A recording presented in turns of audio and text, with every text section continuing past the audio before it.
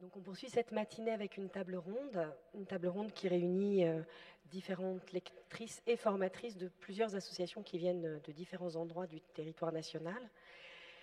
Donc je m'appelle Léo Campagne, à Lavoine, je suis directrice de l'agence Quand les livres relient. Je vous épargne une présentation de l'agence. Vous avez dans le FLART, c'est ça? De FARD. Donc le dossier, il y a un FARD. Il y a donc dans ce dossier, FARD, un flyer qui explique qui nous sommes, ce que nous faisons, etc. Donc pour cette table ronde, j'ai la grande responsabilité d'animer cette table ronde. Et avant de laisser la parole à nos 5 intervenantes, parce que surprise, Isabelle Sagnier nous a rejoint, elle n'était pas dans le programme, mais elle est avec nous. Je voudrais dire quelques mots de ce projet que partagent les membres de notre réseau, l'agence Quand les livres relient, et que nous formulons aujourd'hui ainsi.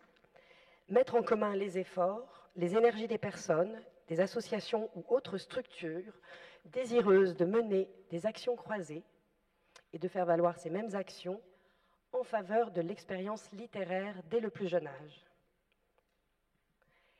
Depuis le début des années 80, date à laquelle ont démarré les premières actions livres et lecture petite enfance, les arguments sur lesquels se sont appuyés leur développement sont d'ordre divers et en premier lieu, bien sûr, culturel. Parce que le livre est un média, un objet qui permet l'accès au savoir et à la connaissance, et que la lecture est un enjeu pour le devenir citoyen du jeune enfant, en ce sens qu'elle donne accès à l'éducation, à la formation et plus tard à l'emploi et à la participation à la vie démocratique. Les projets livre et lecture petite enfance se sont développés avec comme objectif de lutter contre les inégalités sociales. Partager des lectures avec un tout petit, c'est en effet lui offrir la possibilité de se familiariser avec l'écrit et le récit, c'est soutenir son entrée dans la langue, c'est prévenir l'illettrisme, et ça avant même l'entrée à l'école. Mais mettre en œuvre des projets livres, lecture, petite enfance, c'est avant tout créer des conditions de la rencontre du très jeune enfant et de sa famille, avec des œuvres littéraires et artistiques, des albums, et ce, quel que soit son âge, son lieu de vie, son milieu social, afin de faire de la lecture une pratique culturelle familiale, inscrite dans le quotidien de l'enfant, de lui offrir aussi la possibilité d'avoir accès aux lieux de ressources que peuvent être les bibliothèques et les médiathèques publiques. L'expérience de la rencontre avec la littérature proposée au jeune enfant et à son parent a pour ambition d'étayer ses capacités à éprouver, à imaginer, à rêver, penser, parler, de soutenir et nourrir sa vitalité découvreuse, et j'emprunte l'expression à Sylviane Jampineau, ses besoins de raconter, de se raconter, d'interpréter, de comprendre son environnement, d'accompagner son devenir humain, dont nous parlait ce matin Sophie Marinopoulos. En ce sens, la lecture partagée avec le jeune enfant et avec son parent favorise la transmission culturelle au sein des familles, enrichit et consolide le lien parent-enfant. Répondre à l'ensemble de ces enjeux accompagne le développement harmonieux du jeune enfant, de son grandir, et de lui assure une place dans la société dans laquelle il va grandir. Lire avec les tout-petits et leurs parents, lecture d'albums et parentalité, lire ensemble pour grandir ensemble, regard de parents, la littérature de jeunesse, un soutien à la parentalité, lire avec des nourrissons et leurs mamans en prison, je suis venue te dire bienvenue, lire avec un bébé en service de néonatologie, ou encore le père dans l'album de littérature de jeunesse, ou encore, au-delà des langues, lire, parler, chanter avec le tout-petit et ses parents, j'en passe. Depuis la création de l'agence Quand les livres relient en 2004, de nombreux articles, journées d'études et interventions ont ainsi été consacrés à cet enjeu essentiel qu'est la question du lien parent-enfant dans les rencontres avec les albums. Depuis les débuts de l'aventure de la rencontre des livres et des bébés, il y a 40 ans maintenant, cette question de la place faite aux parents est au cœur des actions lecture petite enfance, au cœur donc aussi de nombreux échanges et de débats. La place des parents, des familles dans les actions lecture avec les tout-petits est donc le titre de cette table ronde, une table ronde que nous voulons en écho au beau titre de cette journée, un livre, un adulte, un tout-petit, un lien en création. Car oui, je crois qu'avec nos 5 intervenantes ce matin, nous sommes toutes convaincues que partager des lectures avec un tout-petit de moins de 3 ans et avec ses parents, avec son père, avec sa mère ou toute autre personne qui prend soin de lui, est bien affaire de cette créativité. Donc cette table ronde, vous le voyez, fait suite à l'intervention engagée, pour le moins, de Sophie Marinopoulos, qui, dans la ligne droite de son rapport, nous éclaire, je crois, sur l'impérative nécessité, après 40 ans, et je le répète encore, d'expérience sur le terrain, de création à l'adresse des plus jeunes d'entre nous, de formation, de publication, de journées d'études et de colloques, de poursuivre donc et de renforcer la construction d'une politique d'éveil artistique et culturel, interministérielle, cohérente, généreuse, ambitieuse, en faveur de tous les bébés, de tous les parents. Une table ronde à 5 voix pour répondre à cette question. Pourquoi pensons-nous indispensable d'associer les parents, véritables passeurs culturels, à ces moments de vie que sont les lectures partagées d'albums avec les tout-petits? En ce printemps 2022, les associations qui sont représentées ici, dans une dynamique partenariale, mettent en œuvre quotidiennement des séances de lecture partagées et dans des lieux de la petite enfance, dans les bibliothèques, mais aussi dans de très nombreux lieux où il est possible de rencontrer des jeunes enfants et leurs parents. Et je ne me lasse pas de cette liste à l'après-vert.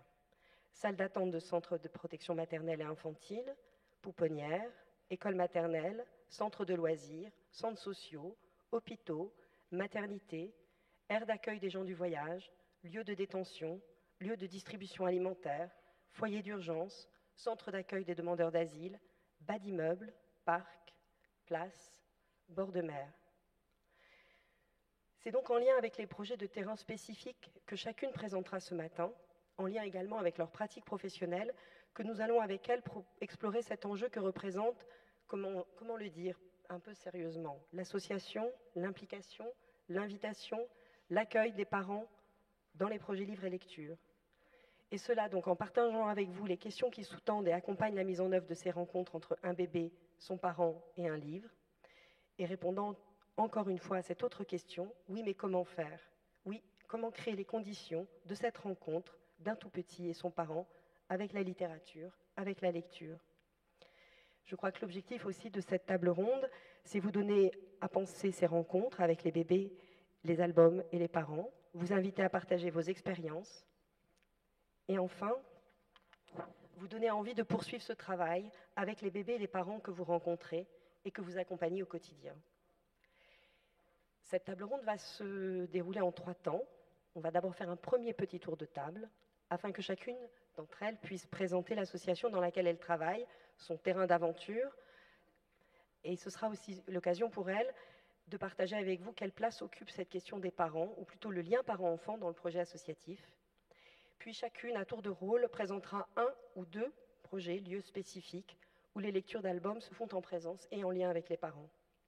Et enfin, si nous sommes bonnes sur le timing, et on a déjà 10 minutes de retard, mais ce n'est pas de notre faute, on a prévu donc de garder quelques minutes à la fin de cette table ronde pour un temps de dialogue et d'échange, entre elles bien sûr, pour qu'elles puissent rebondir si elles le souhaitent sur les propos tenus par les unes et les autres, mais aussi avec vous, afin que vous puissiez faire part de vos éventuelles remarques, expériences ou questions. Donc on va démarrer pour de vrai. Donc 5 personnes présentes, mais 4 associations en présence. Donc je vais quand même les nommer avant qu'elles se présentent. Donc sont à cette table Corinne Donascimento de l'association Lire à voix haute Normandie, Chloé Séguré de l'association Lire, Hélène Fouquet de l'association Matulu, Isabelle Sagnier et Maureen Vasseur de l'association Lis avec moi la sauvegarde du Nord. Et je laisse donc la parole à Corinne pour qu'elle puisse présenter Lire à voix haute Normandie. Merci Léo pour cette introduction. Effectivement, je fais partie de l'association Lire à voix haute Normandie qui a été créée en 1998 par Sylvie Joufflino, et je réalise là que l'année prochaine on a 25 ans. Il va falloir y réfléchir. Comment ? Un gâteau sans doute. Ouais. Alors on mène une action de prévention culturelle, ou peut-être plutôt de familiarisation avec le livre et la lecture dès le plus jeune âge.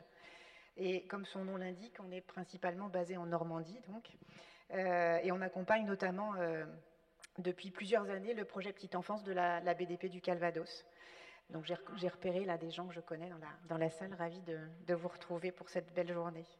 Alors on s'inscrit à la fois dans une pratique de terrain qui est celle de la lecture individualisée au sein de groupes d'enfants et de parents, et à la fois dans la réflexion théorique aussi sur les enjeux des livres, les enjeux du récit dans le développement des tout petits enfants et des moins grands enfants aussi, moins petits enfants. L'association, elle s'organise autour de 3 axes principaux de travail, alors bien sûr qui s'entrecroisent, qui se répondent, qui se nourrissent et s'enrichissent les uns les autres. On va, comme le disait Léo dans son inventaire, nous aussi on a ce petit inventaire à l'après-vert, on va à la rencontre des enfants et des familles dans des lieux divers, parfois assez éloignés du livre et de la lecture, en tout cas pas reconnus comme tels ou pas identifiés comme tels.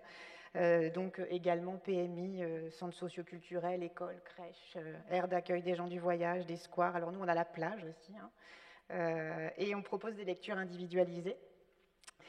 Et on s'inscrit par contre toujours dans un travail de partenariat, hein. Il ne s'agit pas de s'installer à un endroit, de poser le camion et de sortir nos livres, ça n'a pas de sens. C'est toujours s'inscrire dans un partenariat, une co-construction de ces projets-là. Notre pratique de lecture, pour vous présenter le deuxième axe, elle s'inscrit aussi dans la pratique de l'observation et de la prise de notes pendant ces séances. On garde trace de ce qui s'est passé par écrit avec les enfants et les familles, et ça donne lieu à un séminaire qu'on appelle un observatoire trimestriel, qu'on propose en partenariat avec l'association Accès. Et c'est un lieu d'échange, de réflexion, de partage d'expériences, où donc ces observations et ces situations de lecture sont reprises, sont éclairées, sont analysées et discutées. L'idée de ces observatoires et de ces journées, c'est vraiment de mettre à distance toutes les idées reçues qu'on peut avoir au sujet du livre et au sujet des tout-petits, et il y en a certaines qui ont vraiment la peau dure, hein, d'idées reçues. Et de toujours continuer à progresser dans notre compréhension des enfants, notre compréhension de leur façon de s'approprier ces temps de lecture, de rentrer à leur manière, à leur rythme, dans les récits et dans les histoires. Et le troisième axe de travail, c'est de proposer des formations, donc dans ce cadre-là, à des professionnels du livre, de la petite enfance, du champ du social, des enseignants, en construisant et en accompagnant des projets sur le long terme, en tout cas. Alors pour répondre à la question effectivement de la place des parents dans le projet associatif, en fait cette question-là elle est centrale, elle est présente même au cœur du projet associatif et dans chaque projet développé, puisque quand on pratique la lecture individualisée, elle ne se pratique pas d'une autre manière, c'est-à-dire que c'est une lecture adressée, une lecture qui soutient la rencontre entre un enfant, entre un album, entre son parent. L'observation dont je vous parlais, ça convoque les lecteurs dans une disponibilité particulière, une grande attention à l'autre et à la rencontre. Et donc cette attention permet précisément d'accompagner l'enfant dans ses expériences et que les parents en soient témoins. Donc c'est vraiment d'être un petit peu à la croisée de tous ces chemins-là. Voilà. Merci. Je propose, Chloé, que tu continues. Juste, j'ai oublié de vous dire que derrière, vous voyez des photographies qui ont été prises pendant des séances de lecture. Donc c'est un rassemblement de photographies qui ont été prises dans différentes séances de lecture portées par différentes associations ici présentes. Donc moi je travaille pour l'association LIRE, qui signifie le livre pour l'insertion et le refus de l'exclusion, qui existe depuis 1999 et qui a longtemps existé sous le nom de LIRE à Paris, donc parfois plus connu sous ce nom-là, donc on a changé de nom à l'occasion de nos 20 ans. Je pense qu'on va tous être très proches dans nos présentations, parce que c'est aussi ce qui donne de la cohérence à cette table ronde. Donc voilà, nous on travaille également dans différentes structures. Les PMI, c'est un axe assez fort et ça permet notamment d'être en présence des parents. On travaille aussi beaucoup dans les relais d'assistantes maternelles. Alors je sais que maintenant on dit relais petite enfance. À Paris, ils sont restés à Rame, je ne sais pas pourquoi. Mais c'est un des rares lieux où on ne travaille pas en présence des parents, mais il y a un adulte référent qui est qui est l'assistant maternel et qui est complètement intégré et présent à notre esprit dans les moments de lecture. On a toujours en tête de lire non pas avec un bébé, mais avec un bébé et son adulte qui est là. C'est très très rare les structures où on voit les enfants sans adulte. Même dans la pouponnière où on intervient dans les lieux de vie, il y a quand même un adulte référent avec eux. Et on est vraiment persuadé qu'on a besoin de créer une relation presque partenariale avec les parents pour qu'ils puissent, eux, prendre le relais de l'action et l'ancrer dans le quotidien des enfants. Donc, on va dire que dès que l'adulte commence à lire avec l'enfant en notre présence, moi, ça m'est arrivé qu'une personne extérieure me dise t'as plus besoin de travailler puisque c'est bon, le parent le fait. Non, mais c'est ça mon travail en fait. C'est que le parent se mette à lire avec l'enfant, c'est génial et c'est gagné quand on est là. Voilà, par ailleurs, on est également organisme de formation parce qu'on a assez vite compris. Donc là, à l'heure actuelle, on est 7, mais en équivalent temps plein, on est 5 personnes. On a vite compris qu'on n'était pas assez nombreux pour aller lire à tous les enfants de la capitale qui en ont besoin. Donc, former les adultes qui sont auprès des enfants, c'est un enjeu aussi essentiel pour s'aimer plus, quoi, tout simplement. Merci Chloé. Hélène ? Donc c'est l'association Matulu, donc qui est sur à la Normandie aussi, mais plus sur le Calvados. Donc nous on existe depuis 2014, donc on travaille aussi sur la lecture individualisée, individuelle, partagée. Enfin il y a beaucoup de noms aujourd'hui pour définir en tout cas la notion de relation en duo, en trio. Enfin voilà. On travaille donc beaucoup là-dessus avec des bénévoles très impliqués. Une super coordinatrice qui est là, Anne-Lise, qui fait un gros travail. Et donc on travaille quasiment que dans des lieux où il y a des parents. Donc c'est-à-dire, donc on a un lieu avec lequel on travaille depuis longtemps, donc c'est la PMI de Douvres, d'autres PMI aujourd'hui, la maternité, le soin intensif de grossesse au CHU. On travaille aussi avec les bibliothèques du département justement pour parler de cette question de la lecture individualisée. Donc on travaille beaucoup avec la BDC sur ce sujet-là. Donc en partenariat aussi, avec Corinne qui les forme. Donc on travaille aussi avec des publics allophones. Toute cette question du livre en tant qu'objet culturel, etc. On travaille aussi, donc, on a une autre partie où on fait des ateliers enfants-parents autour de fabrication de livres. Entre autres, je suis formée avec l'ancienne maison d'édition Les Trois Ours, donc ils travaillent sur des livres, désolé, artistiques, je ne sais pas comment les appeler, en tout cas des livres un peu plus rares, qui sortent peu, et qui sont dits fragiles et chers, et qui, en tout cas, nous servent de support dans la relation enfant-parent, mais dans la création d'un objet livre. Voilà, c'est une autre façon de créer du lien pour nous. Et maintenant, on a un beau camion qui nous permet de circuler donc, dans des lieux tels que, entre autres, au pied des immeubles. Donc, la question de la pédagogie sociale se pose aussi à Matulu. Donc, l'objectif, c'est bien d'aller lire en milieu rural, mais aussi en milieu urbain, là où les familles se trouvent, donc c'est-à-dire les squares, etc. Voilà, je pense que c'est vraiment des lieux qu'on a communs. Voilà. Voilà. Tout ce que j'ai. Oui, on a aussi tout un travail. Alors, formation, je ne suis pas encore très à l'aise avec ce mot, mais en tout cas de sensibilisation auprès des professionnels, auprès des parents qui le veulent, sur des petites conférences, etc., pour sensibiliser à la question de la lecture auprès du tout petit bébé, in utero, etc., parce qu'on travaille aussi avec des mamans qui sont en soins intensifs de grossesse, donc qui sont enceintes. Et voilà, c'est une question qui nous intéresse beaucoup aussi. Donc voilà. Merci Hélène. Isabelle, Maureen, d'accord, si tu veux. C'est pas l'ordre. Donc, Lis avec moi donc, est une action portée par la Sauvegarde du Nord. On est tout là-haut, dans le Nord-Pas-de-Calais. Et Lis avec moi est née en 1988 grâce à Juliette Campagne, qui est la maman de Lis avec moi, et qui avait à cœur de transmettre à cœur de transmettre aux enfants la beauté littéraire d'un texte et l'esthétique de l'image, et ce dès le plus jeune âge, mais qui avait également à cœur de mobiliser les parents le plus tôt possible. La parentalité, elle est vraiment au cœur du projet initial. Donc, à l'origine, les actions de Lis avec moi, elles concernaient essentiellement les lieux de la petite enfance et en particulier la PMI. Aujourd'hui, c'est toujours un peu le cœur de notre action. Nous continuons de lire aux tout petits, en PMI, en crèche, en halte garderie, dans les accueils parents-enfants. Je vais sûrement en oublier.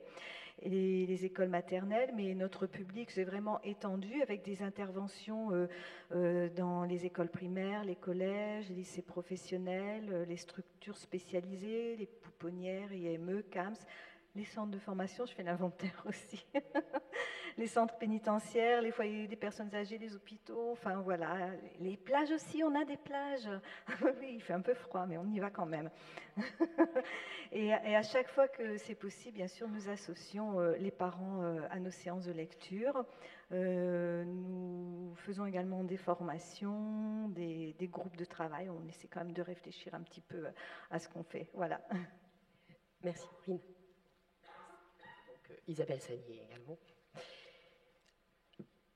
Donc un premier tour de piste pour que vous puissiez identifier chacune et chaque structure dans laquelle elle œuvre. Donc un deuxième tour de piste. C'est toujours compliqué les tables rondes parce qu'on est à la fois obligé de tourner et on aimerait aussi que ça soit comme ça, mais on est obligé de tourner. L'idée, donc vous avez entendu, tous ces lieux traversés par cette question de la lecture avec les tout-petits avec ses parents. Donc on en a choisi quelques-uns ce matin. Et normalement, si tout va bien, à partir de ces lieux-là, vous allez voir que de manière transversale, il y a des choses partagées, à la fois sur la manière de faire et sur ce qu'on peut observer de ce qui s'y passe, du côté du bébé, des parents et des professionnels. Donc là, je vais redonner la parole à Hélène Fouquet pour qu'elle puisse présenter le projet que mène Matulu, et notamment en maternité, en lien bien sûr dans la poursuite de ce qui se passe ensuite en PMI. Donc, après ton échange, Léo, du coup, ça m'a beaucoup questionné, ça a beaucoup trotté dans ma tête à chaque fois. Et en fait, j'ai trouvé hyper intéressant de partager avec vous en fait la notion de lien, mais le lien initiatique avec les professionnels, avant d'aller dans le lien de la relation enfant-parent. Et en fait, je trouve que c'est toute une construction. En fait, un projet, c'est pas juste un projet comme tu disais. On vient pas juste poser les choses et on va lire. Non, c'est pas comme ça que ça se passe. C'est beaucoup plus compliqué que ça, bien sûr, vous vous en doutez. On sait aussi, pour travailler un peu avec les crèches, que c'est pas simple. La question du livre, surtout la question du livre auprès des tout petits bébés, ça fait miroir sur nous en tant qu'adultes. Donc c'est des questions, notre corps, le corps du bébé, etc. Enfin le parent, la place du parent. C'est tout un tas de questions que voilà à Matulune en tout cas. Et tout le monde ici s'est posé. Comment on fait pour mettre en place un projet? Et alors, je ne vais pas parler de technique parce que c'est hyper chiant. Désolée. Donc, du coup, là, je voulais d'abord commencer par la question, dire que c'était un vrai travail de fourmi et d'abord de création de liens et de temps avec les gens autour de nous. C'est-à-dire, on est comme une petite araignée qui sont des toiles, en fait. On va voir 10 000 personnes. On passe beaucoup de temps avec les gens parce qu'on a besoin, quand on met un projet comme ça en place, de créer du lien nous-mêmes et de nous-mêmes se sentir en sécurité, en fait, en tant que lecteur, dans des espaces, et sentir que ça colle et qu'il va se passer quelque chose, en fait, avec les professionnels du lieu. Et je parle des professionnels du lieu, mais je parle aussi des élus, de tout ce qui concerne la vie politique, parce qu'on a besoin aussi de légitimer et de savoir que ce qu'on fait, c'est soutenu par des personnes. On a besoin aussi, nous, d'être portés, et pas que financièrement. Il faut que je parle plus près, d'accord? Puis je parle pas fort, alors. Donc on doit réfléchir au pourquoi, au comment, le qui, que, quoi, où, comment, pourquoi. Quand on construit un projet, on le connaît bien.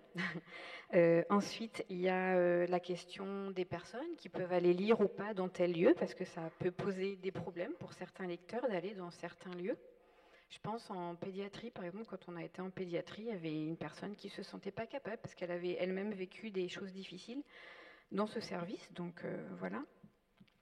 Il y a tous les temps de réflexion au sein de l'équipe de l'association, encore une fois, sur le pourquoi, est-ce que ça a du sens, et dans le projet de l'association, et dans la vie du département, etc. Et il y a aussi tout ce temps de réflexion avec les partenaires sociaux, etc., pour savoir si on peut trouver du sens à cette action. Et là, à nouveau, on est dans la création du lien, et dans un lien que moi j'estime qu'il faut qu'il soit de confiance pour qu'on puisse après établir ce qui va fonctionner ou pas. Ensuite, il y a l'écriture du projet, et dans l'idéal avec les partenaires qui sont autour de nous et qui travaillent avec nous. Il y a, dans un troisième temps, toute la partie administrative que je déteste. Voilà, je crois qu'on est toutes pareilles. Voilà. Ah, il y en a, ils adorent ça. Hein. En tout cas, il y a toute l'organisation du temps, c'est-à-dire les plannings, combien de temps on y va, sur quelle durée, combien de fois par mois, etc. Sur la durée même, sur notre temps de présence, parce que ce que disait Corinne, c'est un vrai investissement de la tête aux pieds, du cerveau jusqu'au cœur. Enfin, ça vous traverse tout le corps quand vous allez lire. Moi, personnellement, lire 2 heures, je sais que j'ai passé une très bonne nuit après.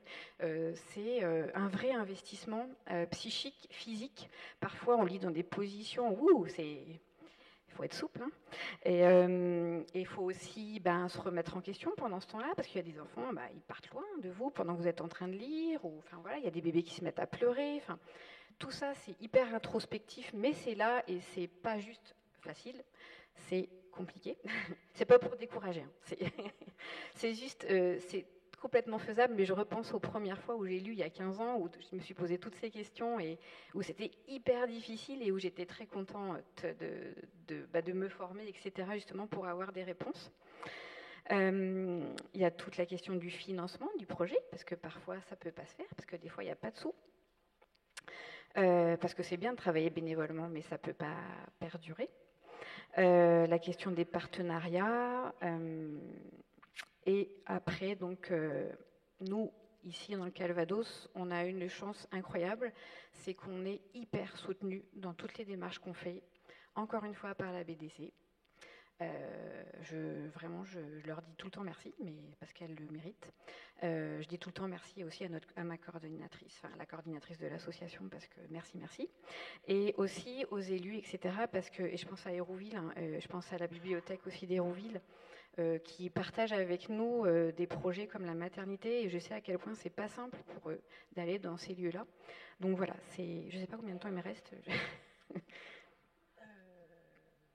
5 minutes. Ouais, ok. Donc voilà, tout ça pour parler de tout ce travail donc du lien avec les professionnels pour après créer du lien avec les familles et créer cette fameuse confiance, créer ce fameux lien qui va, en fait, hein, c'est comme une pyramide, en fait, hein, ça c'est cool, tchouk tchouk tchouk.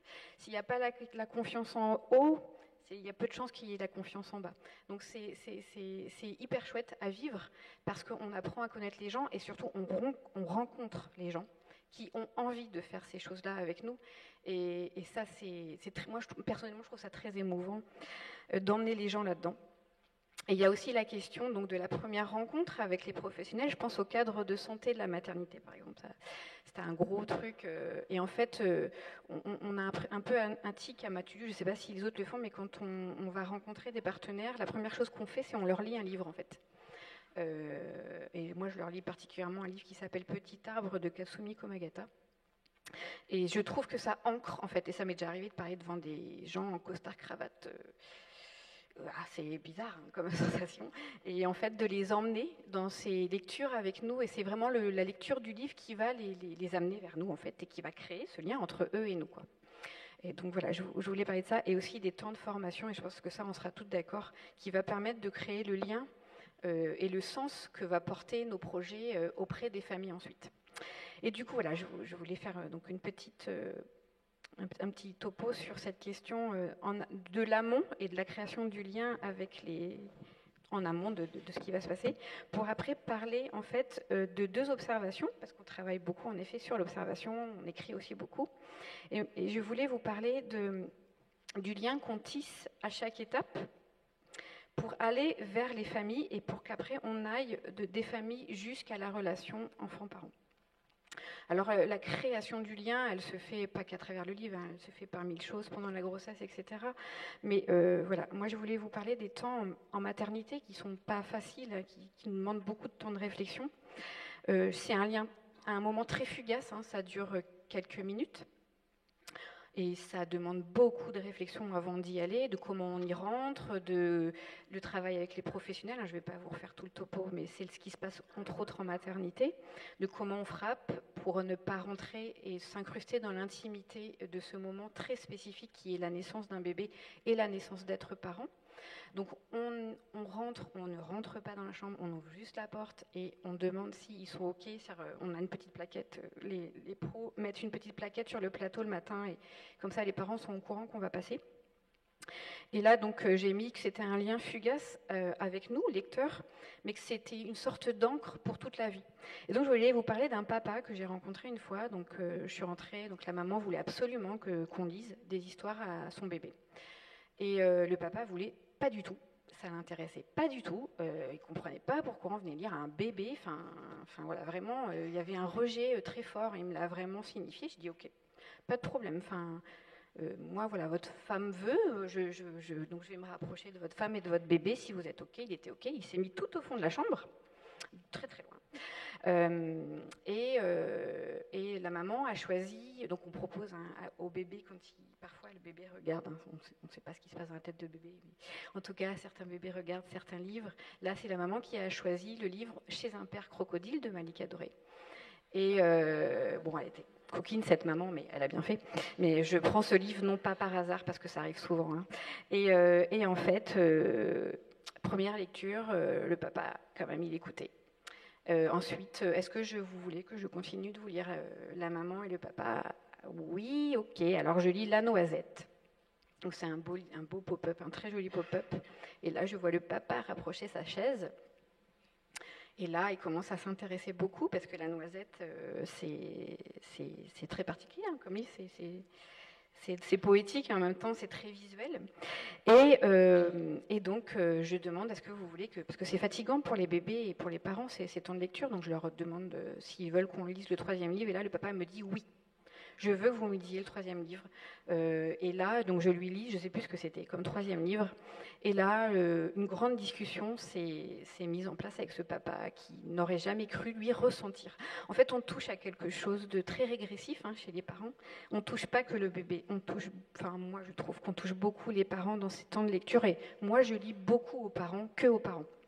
Je ne sais pas si vous le faites, j'imagine que oui. Donc voilà, un temps furtif qui a duré quelques minutes et un temps plus long en PMI où c'était une petite maman qui venait en PMI parce que c'était sur des temps de massage bébé lecture. Donc voilà, c'était hyper intéressant. On avait deux espaces dans un même lieu.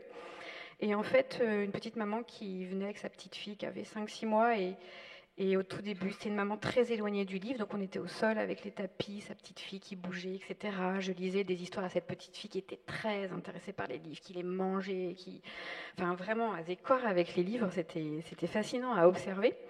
Et puis après, je me suis allongée avec cette petite fille, on a lu toutes les deux allongées, et puis après, j'ai laissé la place à maman, bien sûr, c'est important de laisser la place aux parents, j'ai lu à d'autres enfants, et là j'ai vu la maman qui s'allongeait avec elle, qui lui lisait, qui m'imitait quelque part. Je ressentais dans son corps, elle essayait de faire quelque chose avec ce qui s'était passé entre moi et sa petite fille.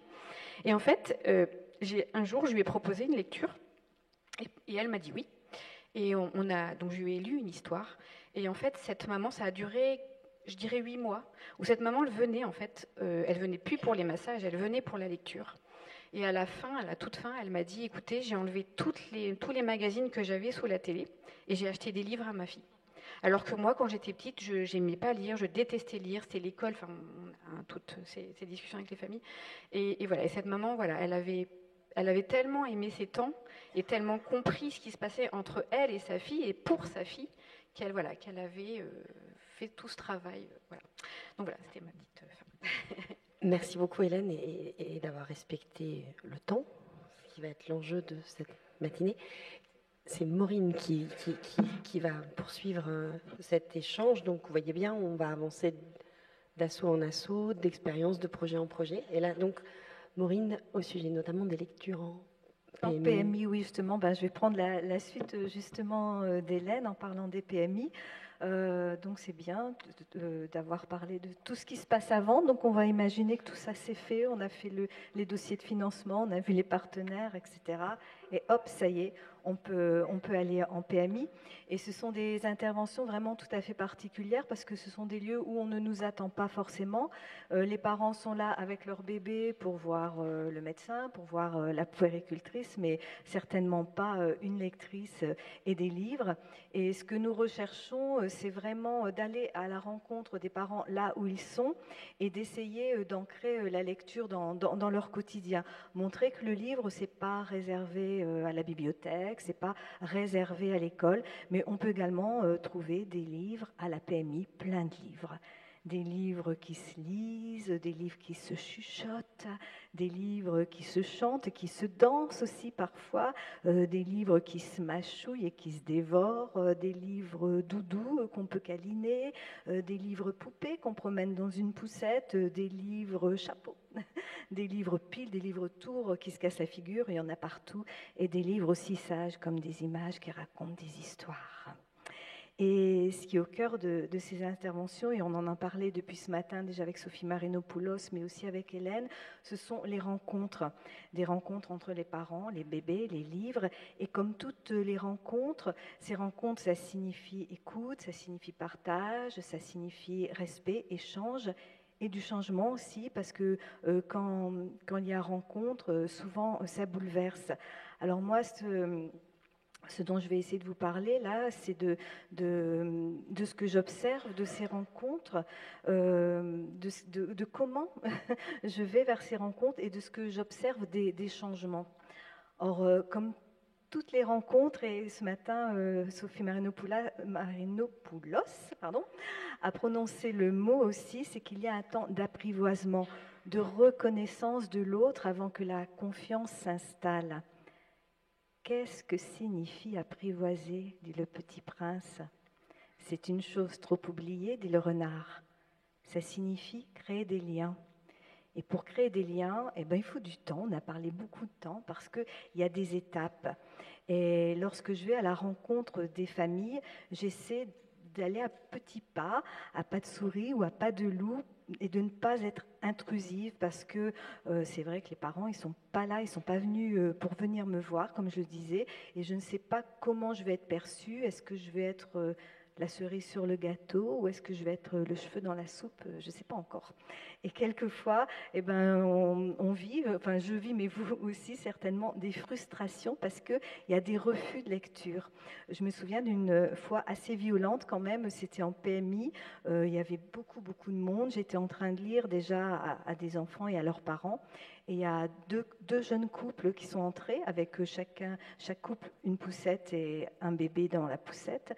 Et bon, je les vois qui s'installent, ils m'ont vu, ils m'observent, ils voient à peu près ce que je fais, je ne les connaissais pas. Au bout d'un moment que je suppose suffisant pour aller les rencontrer, je vais vers eux. Mais alors tout de suite, ils ont fait une barrière avec les poussettes, ils ont mis les poussettes entre eux et moi, les bébés tournés vers eux, et j'essayais de me présenter en disant qui je suis, et j'ai pas pu en fait. C'était vraiment, voilà, ils n'avaient pas envie. Bon, c'est moins violent, hein, souvent. Quand même, là, c'était exceptionnel. La dernière fois, enfin, pas la dernière fois, mais il y a 2 semaines, je me souviens, j'ai proposé des lectures à une maman et son petit de 2 mois. Elle m'a dit non, pas de lecture parce que ça l'énerve. Bon, ben voilà, ça, c'est des choses qui peuvent arriver. Et on ne sait pas vraiment pourquoi ils refusent. Hein. Moi, les lieux où je vais, ce sont des parents qui sont vraiment éloignés de la lecture, des parents que je suppose, qui ont pu vivre des expériences d'échec à cause de la lecture. Alors c'est vrai que des fois, je suis un petit peu le cheveu dans la soupe. Et quelquefois, il suffit juste d'attendre un peu et d'être à l'écoute et de comprendre un peu les doutes et les réticences, parce que parfois, c'est pas grand-chose. Hein, c'est juste que les parents s'imaginent que l'enfant est trop petit, bien sûr, et qu'il ne peut pas comprendre, et c'est ce qu'ils nous disent, et ça, c'est tout à fait légitime. Donc, à nous d'être là pour toujours inviter et proposer. Mais quelquefois, ça peut être un peu plus compliqué que ça. J'ai toujours une anecdote en tête d'une collègue qui s'appelle Raphaël, et qui un jour a proposé à à une maman et son enfant de leur lire des histoires. Et la maman a dit « Oh non, non, nous on en a déjà bien assez des histoires dans notre vie ». Donc c'est vrai que des fois, il y a des parents qui se débattent avec des problèmes tellement complexes qu'ils n'ont pas, c'est pas le moment pour qu'on leur lise des histoires. Mais le plus souvent, ils acceptent quand même. Alors, il y en a qui sont convaincus déjà, ça arrive. Et puis, il y a des gens qui acceptent parce que de toute façon, ils sont là, ils n'ont rien d'autre à faire, ça va passer le temps, ou alors ils n'osent pas dire non, ou alors ils sont curieux. Et moi, je trouve qu'il y a toujours 3 temps comme ça. Il y a d'abord le temps de la surprise, où ils disent « Ah ben tiens, mon enfant, il écoute l'histoire ». Et puis après, il y a la joie. « Oh ben dis donc, on dirait qu'il aime bien hein ». Et puis après, il y a la fierté quand même. On parlait de QI, je ne sais plus combien, là ce matin, de 150. Oh ben dis donc, il comprend, on dirait qu'il comprend mon enfant. Et là, c'est toujours merveilleux de voir le parent comme ça qui progresse un petit peu dans sa façon de regarder l'enfant avec le livre et de voir que son enfant peut être intéressé par une lecture. Alors, des histoires comme ça, on en a plein. Et c'est vraiment un cadeau quand on voit le parent qui commence à avoir l'intérêt de l'enfant pour le livre. Et puis un jour, les parents, ils accueillent la lecture pour leur enfant et pour eux-mêmes comme vraiment un moment particulier, unique. Et là, ils peuvent vivre ensemble cette expérience de la lecture et ils se laissent porter par la magie des mots, ils se laissent bercer par les rythmes, les sons et vivent vraiment ensemble des émotions. Et là, je vois tout de suite quand les parents ils sont arrivés à ce stade-là, parce que déjà, ils laissent le téléphone portable de côté, ils oublient de le regarder et vraiment, ils sont très attentionnés à leur enfant, ils lui parlent en disant « Ah, t'as vu ça, t'as encore envie qu'on te lise une histoire ?» Et ça, c'est vraiment un cadeau. Et pour les parents, ce sont aussi des retrouvailles avec la lecture et quelquefois même une première rencontre, car ce que nous proposons, c'est aussi tout à fait différent des mauvaises expériences qu'ils ont pu connaître parfois. Et pour les parents, c'est une nouvelle chance d'aller à la rencontre des livres, là aussi où il n'y a pas d'obligation de résultat. On ne demande jamais à un enfant ou à un parent ce qu'ils ont compris de la lecture, parce que bon, de toute façon, qu'est-ce qu'on a compris, nous, de cette histoire? Ce qu'elle nous raconte à nous, mais certainement pas ce qu'elle raconte aux autres. Et c'était la semaine dernière, je racontais dans une PMI à Dean, un petit garçon qui s'appelle Dean. Il était avec maman et papa. Maman et papa écoutaient l'histoire, regardaient Dean en même temps. Et à un moment, il était dans sa poussette, le petit, alors je vois qu'il ne voit pas bien. Donc je me déplace un peu pour qu'il voit mieux. Je ne me suis pas rendu compte que papa, il voyait plus très bien, lui, à ce moment-là. Et je vois que le papa, hop, il se penche comme ça, et puis il est resté comme ça. Heureusement, les livres, ils ne sont pas très longs. Enfin, celui-là, il n'était pas très long. Il est resté comme ça jusqu'à la fin de la lecture pour vraiment voir le livre. Donc, on lit vraiment avec les enfants, mais aussi avec les parents. Et il y avait le même jour, dans cette même PMI, je lisais à Giovanni, qui a 18 mois, avec maman et papa. Je lisais Bon, de Jeanne H.B. Les parents regardaient le livre, regardaient aussi Giovanni. À un moment donné, le papa, il regardait plus que le livre. Et à la fin de l'histoire, je lis « Bon voyage, petit canard ». Et le papa qui fait « Au revoir ». Donc voilà, c'est vrai que des fois c'est difficile, il y a des barrages quelquefois, mais j'essaie de faire confiance aux livres, aux parents, aux enfants, et puis parfois je deviens la cerise sur le gâteau quand même, non, pas que le cheveu dans la soupe. Et puis les histoires, elles permettent aussi comme ça de se détendre, d'oublier un petit peu les soucis. Et j'aime bien cette citation de Michel Petit dans Éloge de la lecture. Le lecteur élabore un espace à lui où il ne dépend pas des autres, où il tourne même le dos au sien momentanément. Une telle lecture est transgressive. On fugue, on fait le mur, celui de la maison, du village, du quartier. Elle ouvre sur d'autres horizons. Et à partir du moment où on fait le mur, où les parents ont ressenti pour eux-mêmes le plaisir que peut procurer la lecture à voix haute, ils peuvent enfin éprouver le plaisir de lire à leur enfant. Et là, j'ai une anecdote aussi dans une PMI à Arras où je vois Ethan pour la première fois. Il a 18 mois, donc je propose une lecture, je fais une lecture. Papa et maman étaient sur leur téléphone, là ils écoutent quand même. Bon, puis après je vais voir d'autres enfants, je reviens, ils étaient retournés sur le téléphone. Je fais à nouveau une lecture et là la maman elle dit « Ah, mais ça lui plaît vraiment hein ?» Oui, comme vous pouvez le remarquer, voilà, on discute un peu, je repars. Il y avait beaucoup de monde, donc je ne pouvais pas rester longtemps avec chaque personne. Et là, je regarde du coin de l'œil, et la maman, quelle chance, elle était assise juste à côté de ma valise, et hop, elle a commencé à piocher des livres et à lire à son enfant, et ça durait comme ça 20-30 minutes, parce que c'est très long chez nous d'attendre. Et elle a lu à son enfant comme ça, et quand je n'ai parlé à la puéricultrice, elle était étonnée, parce que c'était vraiment des parents très éloignés des livres. Donc c'est vrai que, voilà, je parle trop longtemps. Ah bon. 1 minute. Et donc, voilà, ce que je voulais dire, c'est que, voilà, c'était ça.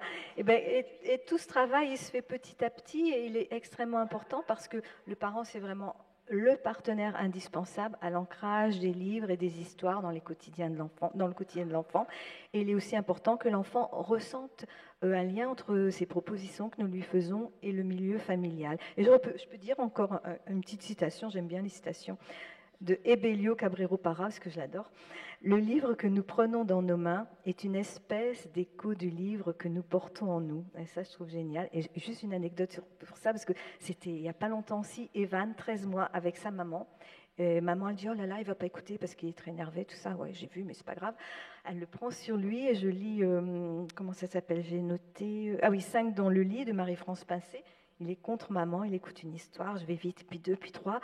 Et puis d'un seul coup, sur le mur en face de lui, il voit une affiche et il pointe son doigt comme ça. Il a commencé à raconter. Et moi, je lui ai répondu, il a continué à raconter. Et après, à chaque livre que je lisais, il racontait avec moi. Ça, c'est en écho avec Ebelio pour le livre que nous portons en nous. Voilà. Merci beaucoup, Maureen. Merci.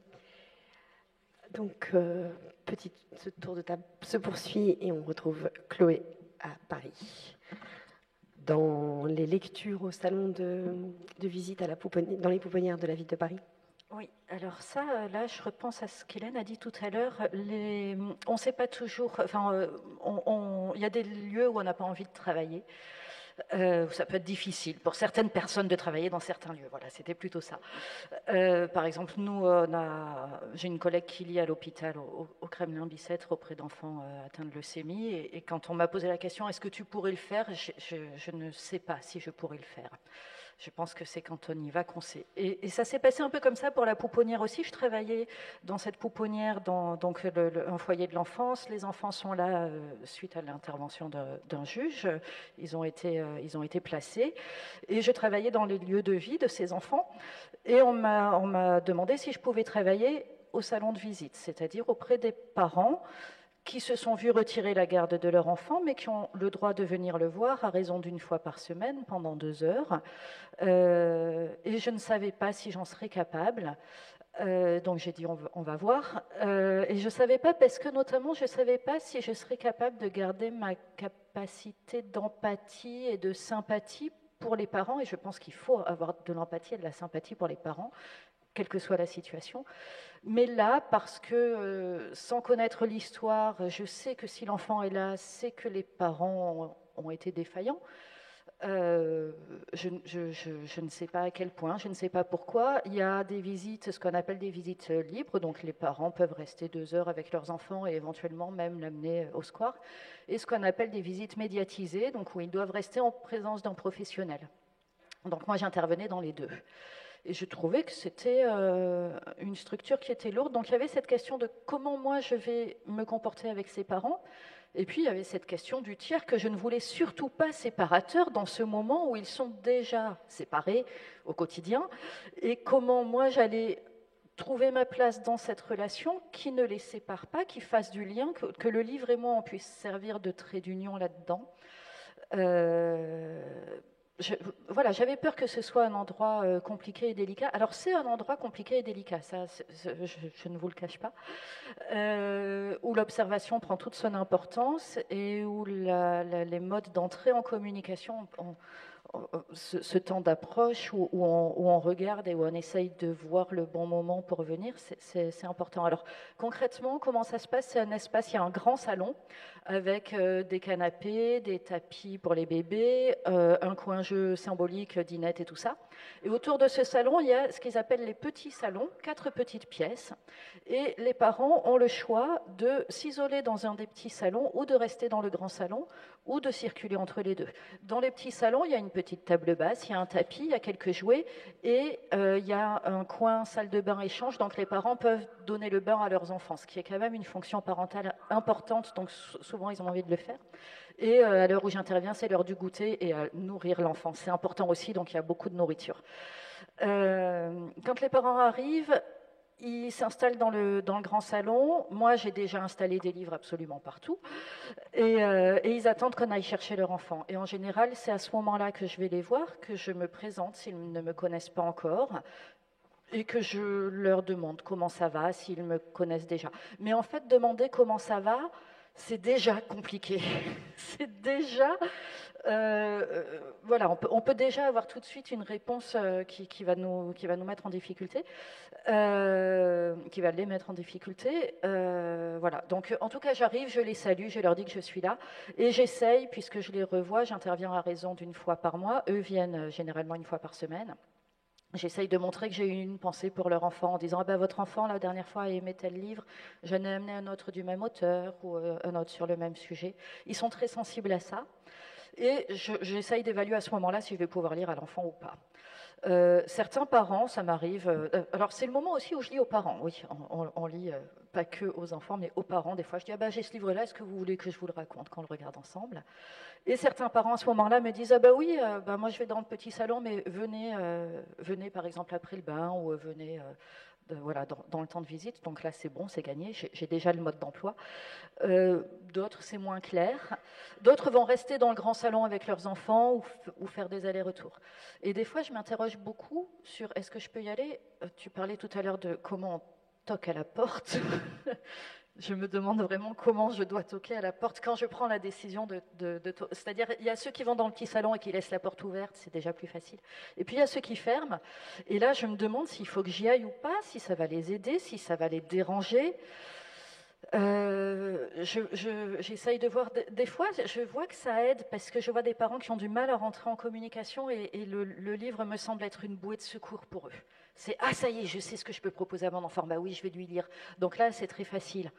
Mais d'autres fois, c'est plus dur. Et notamment, j'ai eu une observation il n'y a pas très longtemps où j'avais discuté avec la mère un petit peu avant. Je la connais, c'est une maman que je trouve plutôt ajustée en plus, donc j'étais pas trop inquiète, mais la porte était fermée. Et je me demandais, j'entendais vaguement qu'elle discutait avec son enfant, et je me demandais s'il fallait que je frappe ou pas. Et je m'approchais de la porte, je me disais, non, peut-être pas, ils ont l'air bien quand même. Là, j'entendais vaguement qu'ils discutaient, qu'ils jouaient, que ça se passait bien, quoi. Et finalement, j'ai fini par taper, pas très fort, j'ai presque gratté à la porte comme un chat, je sais pas. Et j'ai ouvert la porte et ils étaient en train de prendre le goûter. La mère et l'enfant se sont tous les deux tournés vers moi et la mère m'a dit « On vous attendait ».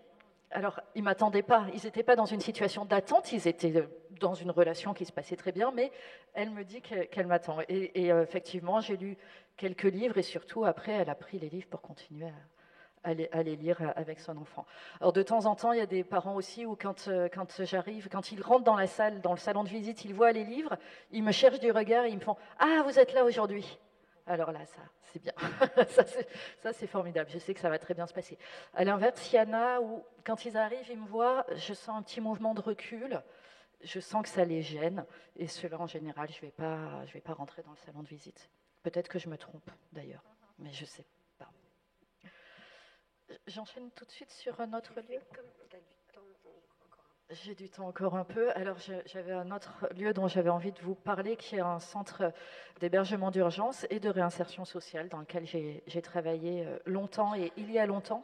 Et à cette époque-là, dans ce centre, il y avait un espace mère-enfant. Donc, c'est un centre qui recevait des femmes seules, avec ou sans enfants. À l'époque, elles étaient dans des chambres pour deux, avec leurs enfants. Parfois, dans la chambre, l'autre personne n'avait pas d'enfants. Donc, les conditions étaient compliquées. Mais il y avait ce lieu qui était l'espace mère-enfant, qui était pris en charge par une puéricultrice et une éducatrice de jeunes enfants, où elles pouvaient venir quand elles voulaient, le temps qu'elles voulaient, avec leurs enfants, pour se poser. C'était un petit peu un havre de paix. Mais ce n'était pas un lieu de garde, elles restaient avec les enfants. Et donc moi, j'intervenais à cette époque-là une fois par semaine. Une fois par semaine, c'est bien. C'est bien pour créer du lien. Au salon de visite, maintenant, on est passé, faute de budget, à une fois par mois, et c'est quand même plus compliqué. Bon, là, j'intervenais une fois par semaine et des parents, le profil type des mamans que je voyais là, c'était beaucoup de primo-arrivantes qui arrivaient souvent d'Afrique de l'Ouest, qui étaient parties un peu souvent précipitamment et donc pas toujours avec des solutions d'hébergement ni de travail. Et beaucoup de femmes qui étaient là parce qu'elles venaient de quitter assez brutalement un foyer violent et qu'elles avaient dû partir, pareil, sans solution. Donc c'était quand même des personnes très fragilisées. De toute façon, voilà, quand on est en centre d'hébergement d'urgence, c'est qu'il y a eu une rupture quelque part. Et je me suis posé énormément de questions sur ce que je pouvais lire dans ce lieu. Est-ce qu'on peut lire un livre qui s'appelle Papa Roi à des enfants qui ont un père qui frappait leur mère? Ou en pouponnière d'ailleurs, est-ce qu'on peut faire ça? Est-ce qu'on peut lire des livres? Est-ce qu'on peut lire Bébé Chouette qui raconte que la maman revient toujours à des enfants dont la maman ne reviendra peut-être pas en pouponnière? Moi, je ne veux pas censurer, mais quand même, on se demande ce qu'on fait, qu'est-ce qu'on va toucher comme point sensible. Et alors, heureusement, on n'est pas seul pour répondre, on a une équipe et puis on a les partenaires de terrain. Voilà, moi j'ai notamment une psy de pouponnière qui m'a dit « Ces enfants ont déjà beaucoup de manques, tu ne vas pas en plus appauvrir la proposition que tu fais par rapport aux autres ?» Ah, d'accord, j'entends ça. Sur Bébé Chouette, elle m'a dit « Mais ces enfants, peut-être que leur maman ne va pas revenir, ou sur Papa Roi, peut-être qu'ils ont des parents défaillants, peut-être... Mais ils vont aussi... ils ne sont pas condamnés à ne vivre que ça, que l'abandon, que les parents qui sont pas présents. Ils ont besoin aussi de se projeter, d'avoir au moins symboliquement et au moins à travers les livres des parents qui tiennent la route. C'est important aussi. Et ça va aussi les aider peut-être plus tard à fonder eux-mêmes un foyer. Quel foyer ils peuvent fonder si on censure tous les livres qui montrent des bons parents ? Donc j'amène ces livres-là et je suis toujours très inquiète des réactions. Et notamment un jour, dans le centre d'hébergement d'urgence, j'avais amené le livre Akali Cochon. Akali Cochon, c'est l'histoire d'une famille dans laquelle la mère n'est pas très épanouie parce que le père et les deux fils sont très très en demande, qu'elle fasse la cuisine, qu'elle fasse le ménage, pendant qu'eux partent à leur très important travail ou à leur très importante école. La mère finit par partir. Elle les laisse se débrouiller. Ils se débrouillent assez mal, tellement mal qu'ils se transforment littéralement en cochons. Et puis, ils n'en peuvent plus de se débrouiller tout seuls, sans elle. Et elle finit par revenir. À la fin, elle revient. Et le partage des tâches domestiques se met en marche. Et elle se met à la mécanique. C'est peut-être un livre un peu daté, parce qu'il y a l'idée que l'épanouissement de la femme va arriver quand elle va prendre les attributs masculins. Je ne sais pas si ça serait écrit comme ça aujourd'hui. Bon. En tout cas, j'avais ce livre-là, et donc je le lisais aux enfants qui étaient là. Il y avait les mères, et notamment une mère qui était assise, assez loin de moi, mais qui écoutait. Elle était assise au sol. Et à la fin du livre, quand la maman revient, cette maman qui était loin, dit, sans vraiment m'interpeller, mais à la cantonade, mais très fermement, « Quand on est parti, on ne revient pas ». J'entends l'importance de cette phrase dans la bouche de cette mère et je n'ai pu que lui répondre, dans le livre, elle revient. Dans cette histoire-là, elle revient. Et la mère a répété, non, mais quand on est parti, on ne revient pas. Et je pense qu'elle avait quelque chose à me dire, mais aussi à se dire, à dire peut-être aux autres mamans qui étaient là, je ne sais pas aussi quel dialogue elles ont. Ça ne m'a pas dissuadée d'utiliser ce livre. Ça m'a juste convaincue d'une chose que je savais déjà, c'est que comme dit Jeanne HB, on sait quelle histoire on leur raconte aux enfants et aux parents, on ne sait pas quelle histoire ils se racontent eux. Et on ne sait pas comment ça va résonner, comment une histoire qui à nous peut nous sembler anodine parfois, alors là on sait que ce n'est pas une histoire anodine, mais ça arrive avec des choses qui nous paraissent plus simples, qu'on touche d'un seul coup un point sensible et sans savoir pourquoi. Mais parce qu'on est... avec toute cette capacité d'empathie et de sympathie entière avec nous, je pense qu'on ne fragilise jamais les gens parce qu'il y a quelque chose qu'ils ressentent profondément, c'est qu'on est de leur côté. Voilà, c'est qu'on fait équipe, quoi. On n'est jamais là contre eux. Et ça, je pense qu'ils le sentent. Et d'ailleurs, cette mère-là, ça n'a pas fait conflit, il n'y a pas eu rupture de la relation avec elle, pas du tout. C'est pas compliqué par la suite de travailler avec. C'est bon au niveau du temps ? Je suis désolée, c'est le temps qui court, qui file. Isabelle Sagnier, est-ce que tu peux nous dire quelques mots d'un projet, ce pourquoi tu nous as rejoints ce matin? Parce qu'on avait, toi et moi d'ailleurs, envie que l'on parle de ce projet, des parents lecteurs. Oui, c'est-à-dire c'est qu'on avait pensé dans un second temps qu'il serait peut-être intéressant de parler des lectures en lien avec les écoles. Parce que Sophie l'a dit ce matin, pour les moins de 3 ans, normalement, on ne parle pas d'école, mais vous le savez comme moi, beaucoup d'enfants de moins de 3 ans sont encore scolarisés. En tout cas, dans notre région, c'est vraiment ça reste encore très massif qu'il y ait des toutes petites sections qui accueillent des enfants entre 2 et 3 ans. Et on sait le gouffre qu'il y a entre un enfant de 2 ans et un enfant de 3 ans. Mais c'est une pratique qui est vraiment très très développée encore par chez nous et dans certains endroits. Et on voulait aussi parler des écoles parce que c'est un lieu que fréquentent quasiment tous les enfants.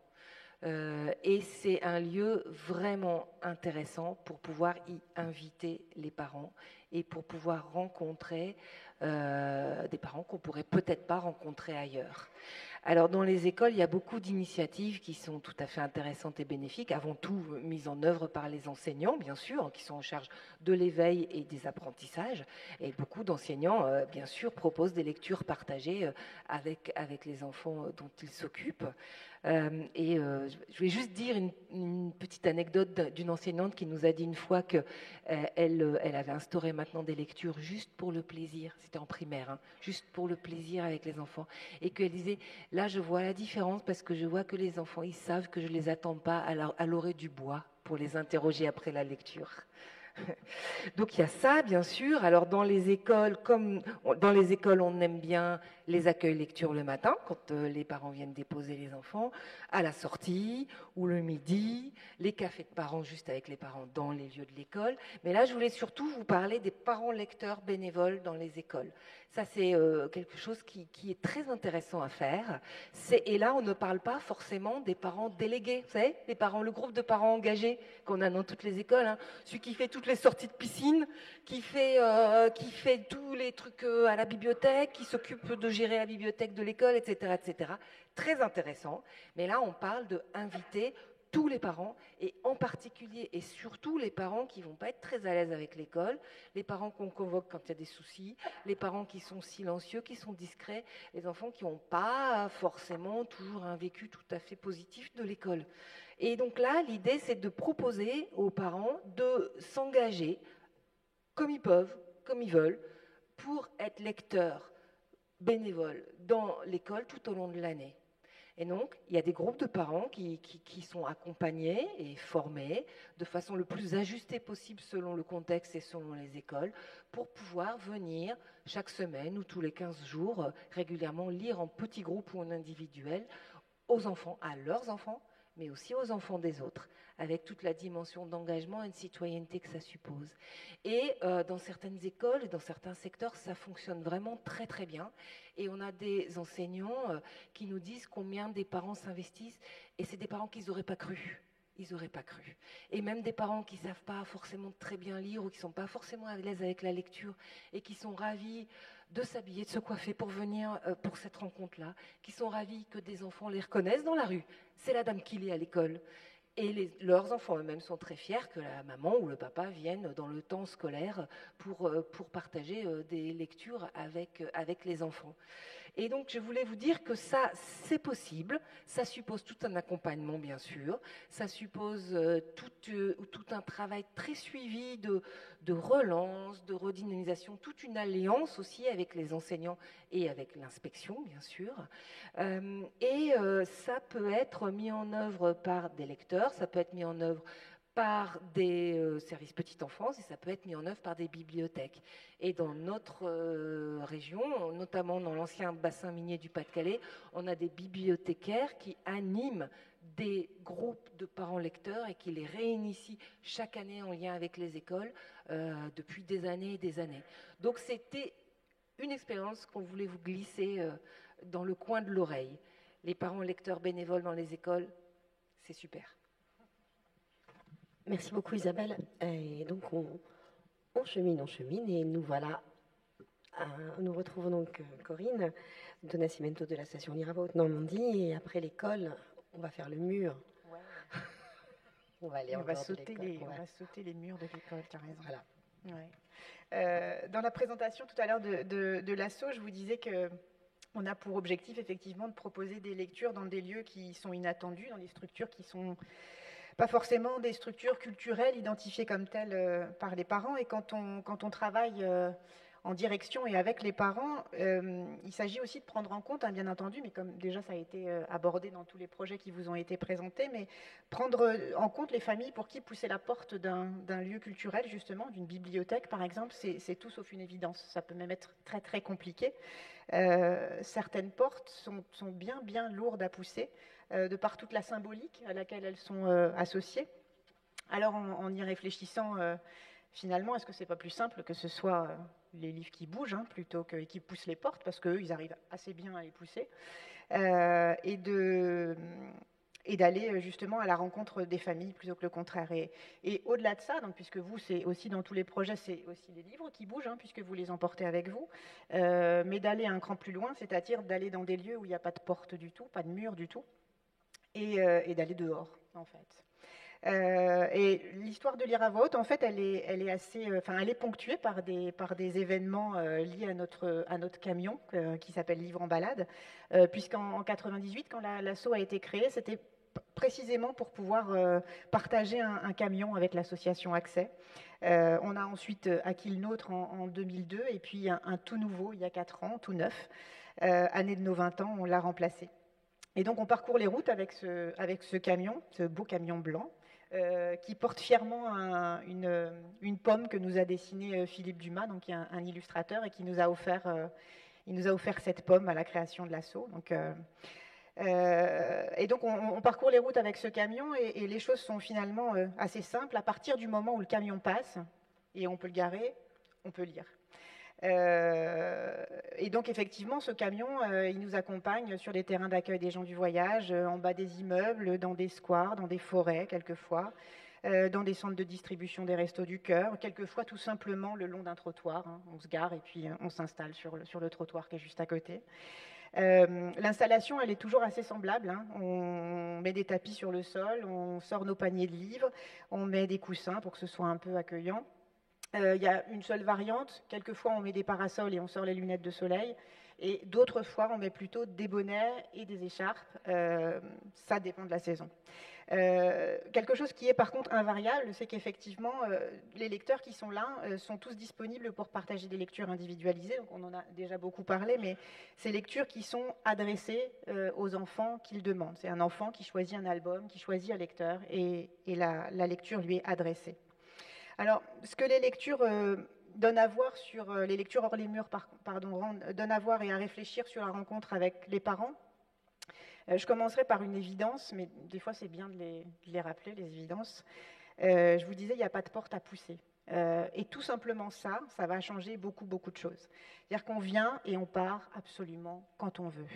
On ne fait pas grincer la porte quand on part et qu'on voulait être discret, et là, elle grince. Non, en fait, il n'y en a pas à pousser.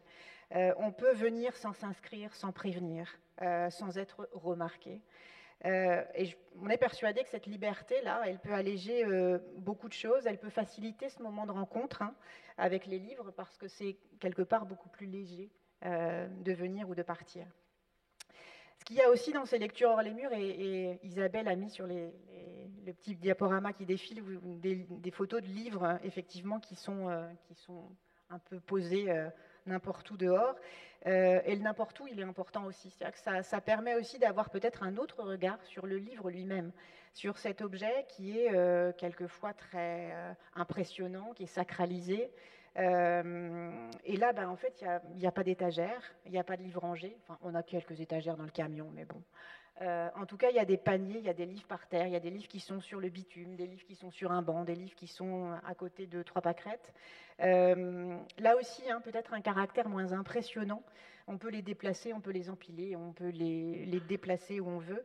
Et je pense que pour certaines familles, c'est aussi très sécurisant, puisque dans un lieu plus plus, comment dire, habituel, effectivement, où les livres sont plus rangés. Pour certains parents, c'est compliqué de se dire, mais mon enfant va être là-dedans, il va mettre le bazar absolu, il va tout déranger. J'y vais pas parce que ça va être trop compliqué pour moi de gérer tout ça. Là, en fait, c'est nous qui les avons dérangés, les livres. Alors on peut continuer. Donc voilà, je pense qu'il y a aussi moins de crainte associée à l'installation elle-même. Les choses sont un petit peu plus tranquilles, peut-être. Alors, je voudrais juste spécifier quelque chose sur le hors-les-murs, parce qu'il ne s'agit pas effectivement d'avoir un camion, de s'installer un peu n'importe où, et puis on se dit, tiens, on va croiser des familles, ça va être chouette comme moment. Bien sûr, hein, qu'une ou deux ou trois séances estivales comme ça, de temps en temps, ça ne fait pas de mal et c'est plutôt joyeux. Mais par contre, je trouve que c'est pas avec voilà, il faut pousser la réflexion un petit peu plus dans ce côté maillage de territoire. On en a déjà beaucoup parlé, et de pas travailler tout seul. C'est-à-dire que le hors-les-murs, il a un réel impact sur ce travail avec les familles et sur ce travail de familiarisation et de tranquillité dans le rapport au livre. Il n'a d'impact que s'il est pensé comme un autre espace, en plus d'autres choses. C'est-à-dire qu'on vient compléter en fait une proposition qui est plus large. C'est-à-dire que pendant toute l'année, il y a des lectures en PMI, à l'école, à la crèche, à la bibliothèque.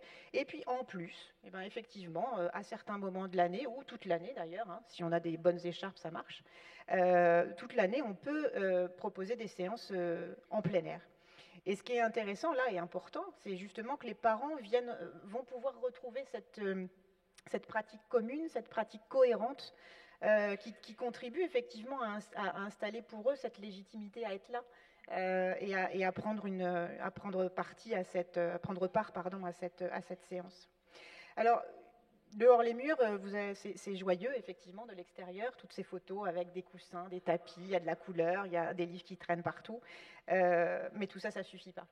En plus de l'espace physique, hein, qu'on offre aux parents, j'insiste, et on en a beaucoup parlé, mais tant pis, c'est bien des fois de réaffirmer des choses.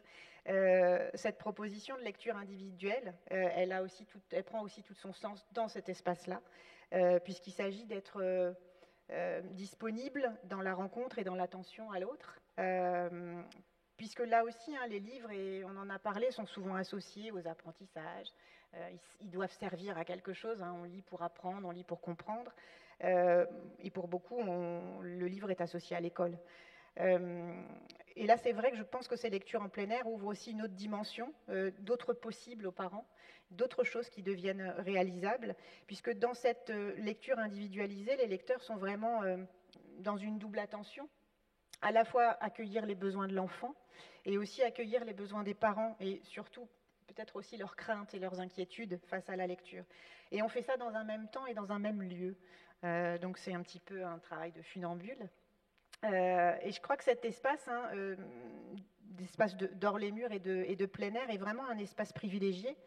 D'abord parce qu'il y a une grande mixité. Il y a des bébés, il y a des petits, il y a des grands, il y a des ados, il y a des parents, il y a des grands-parents, il y a des grands frères et des grandes sœurs. Enfin, on peut tous se rencontrer dans cet espace, puisqu'on vient comme on a envie de venir. Il y a des familles qui nous connaissent, des familles qui ne nous connaissent pas, avec lesquelles on fait doucement connaissance, et puis des familles qui se connaissent entre elles et qui viennent passer un moment cet après-midi-là. Et puis Sophie Marinopoulos tout à l'heure parlait du temps, et je pense que peut-être encore plus qu'ailleurs, les séances de lecture, c'est du temps suspendu, ça on l'a déjà bien dit, mais je pense qu'encore plus qu'ailleurs, peut-être, dans le hors les murs, le temps, il est absolument suspendu.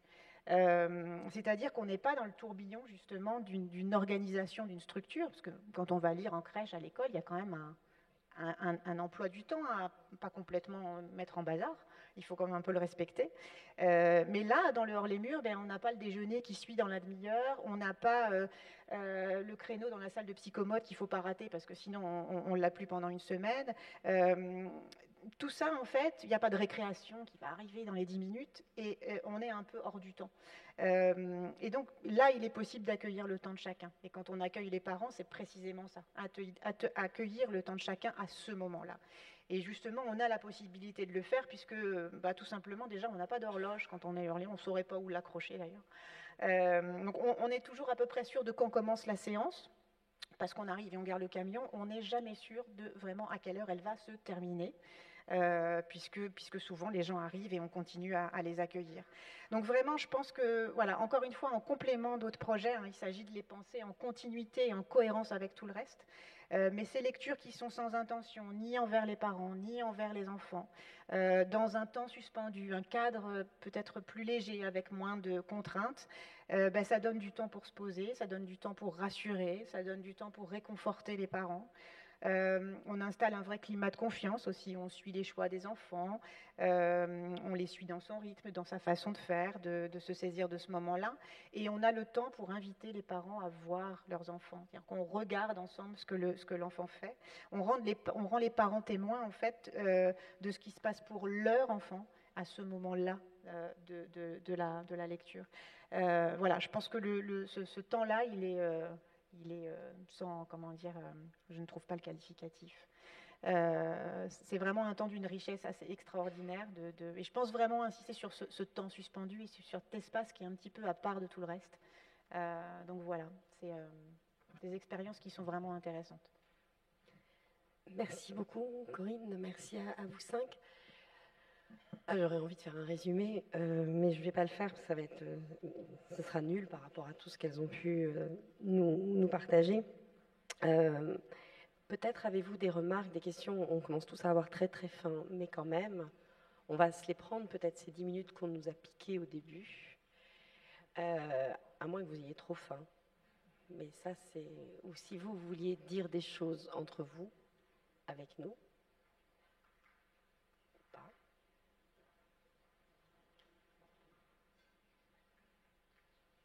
À quoi ça vous fait penser? Ou pas? Ou pas tout de suite? Là-bas? Je vois pas là-bas. Ah si, là-bas. Merci. Je vois rien.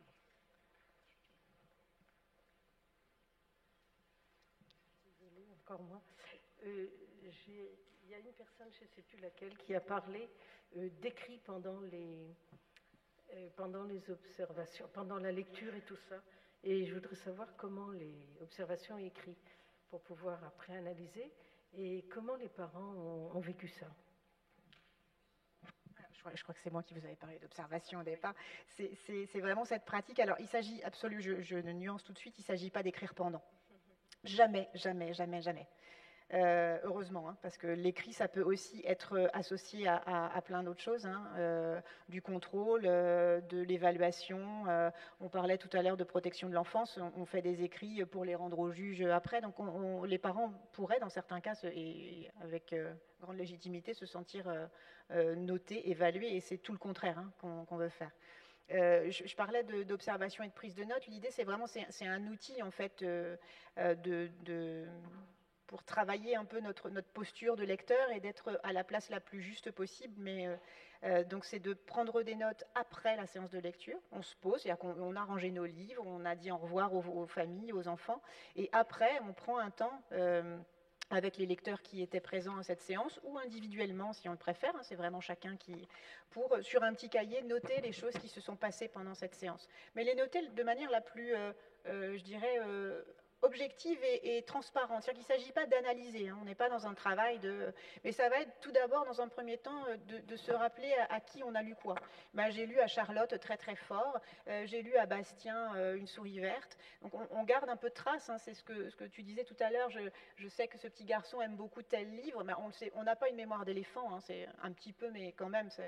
Donc c'est très compliqué de se souvenir avec précision de toutes ces lectures, donc c'est garder trace de ce qui s'est passé, faire du récit aussi d'une séance à l'autre, c'est-à-dire qu'on se voit à certains endroits tous les mois, eh bien, c'est garder le lien justement entre ces deux séances, et se dire on s'est vu le mois dernier, et là on se revoit, et avant bien sûr la séance, on retourne faire un petit tour dans notre cahier pour se remémorer un petit peu les choses qu'on a partagées.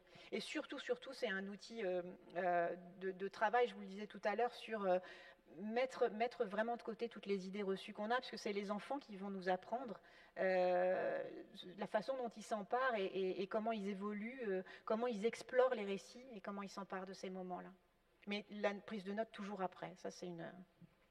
Merci de me l'avoir fait préciser.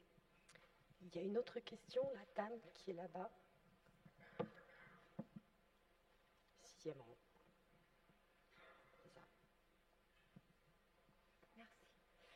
Moi, j'aurais voulu demander, est-ce que vous pouvez nous en dire plus sur cette fameuse formation des parents qui interviennent dans les écoles, s'il vous plaît?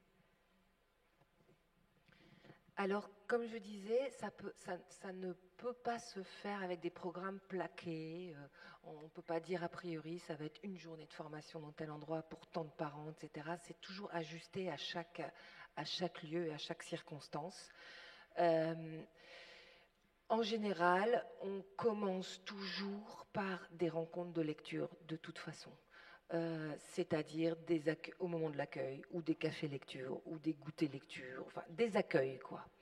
Pour permettre aux parents de lire eux-mêmes s'ils le souhaitent au moment de l'accueil, et pour leur permettre d'observer les réactions de leurs enfants et des autres enfants au moment des partages d'histoire. Et puis, en lien avec les enseignants, c'est dans un deuxième temps, qui peut être au même moment, mais ça doit toujours être avec des lectures partagées de toute façon. C'est proposer à ceux qui le veulent bien et qui auraient envie de le faire, de venir à un rendez-vous régulier dans l'école, comme ils le pourront. Et donc, en général, comme je le disais, une fois par semaine, parce que c'est un bon rythme. Et puis avec la classe la plus volontaire, avec l'enseignant qui est le plus volontaire pour ouvrir ses portes aux parents et à tous les parents.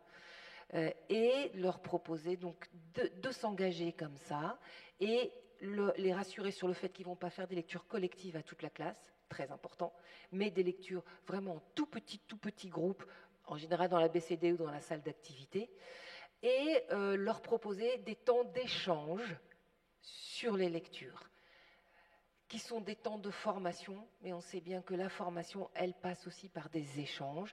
Mais si on affiche formation d'emblée, là, beaucoup de gens partent en courant, et on peut les comprendre, des fois, ce n'est pas des bons souvenirs. Voilà. Parce que je pense à une école où ils avaient affiché sur l'entrée de l'école « Venez apprendre à lire avec la lectrice de Lis avec moi ». Pas grand monde n'est venu, c'est bizarre. C'est ça. Donc, c'est des échanges autour des questions, autour d'un café avec les parents. Et donc, selon les lieux, c'est soit des demi-journées, soit des journées entières. Selon les lieux, selon les disponibilités des parents, c'est ajusté comme ça. Et pendant les temps de formation, on brasse dans les livres. C'est l'occasion de parler de pourquoi tel livre va être plus intéressant que tel autre, pourquoi tel livre va être plus riche. Tel livre a beaucoup plu lors de la lecture aux enfants. Tiens, qu'est-ce qu'il peut y avoir dans ce livre qui peut leur parler, qui peut les toucher ? Et c'est parler de « Ah ouais, mais il y en a qui bougent quand même ». Toutes ces questions-là qui sont essentielles quand on parle des formations en lecture avec les petits, on les aborde avec les parents, à leur rythme, vraiment en s'ajustant toujours, quoi. Voilà. Et je voulais dire, ce que je n'ai pas dit tout à l'heure, c'est qu'il y a des écoles où des groupes de parents sont tellement investis qu'ils restent même quand leurs enfants sont plus scolarisés dans l'école. Et il y a un groupe de mamans comme ça dans un quartier à Lille Sud, qui est investi depuis des années. Elles sont maintenant mamies, et donc maintenant elles viennent lire à leurs petits-enfants. Et elles ont continué comme ça depuis, 15 ans, à venir comme maman lectrice. Mais là aussi, c'est du travail dans la finesse, parce que par exemple, quand il y a un groupe de parents lecteurs investis, il faut toujours veiller à ce que les autres, les nouveaux, ne soient pas exclus. C'est toujours des questions d'animation, d'accueil, un travail de funambule, de dentelle et de toile d'araignée. Débrouillons-nous avec ça. Une dernière question, peut-être? Je n'ai pas vu là-bas. Oui.